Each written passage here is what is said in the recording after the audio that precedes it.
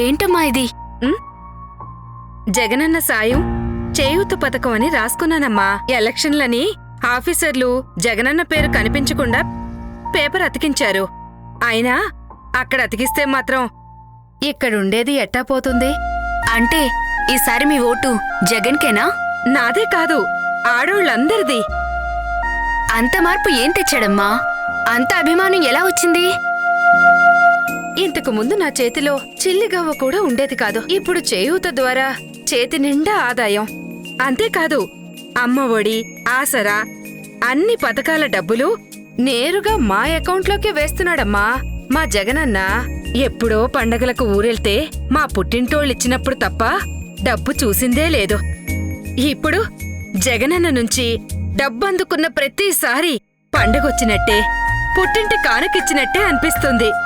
అబ్బో, వ్యాపారంతో పాటు ప్రచారం కూడా బాగానే చేస్తున్నావే. కాస్తైనా రుణం తీర్చుకోవాలి కదమ్మా. కూరగాయలు కొనడానికి వచ్చిన వాళ్ళకి ఏం చెప్తున్నావు? మనకు మంచి చేసిన ఫ్యాన్ ఇంట్లోనే ఉండాలి, చెడు చేసిన సైకిల్ ఇంటి బయటే ఉండాలి, తాగేసిన టీ గ్లాస్ సింకులోనే ఉండాలి.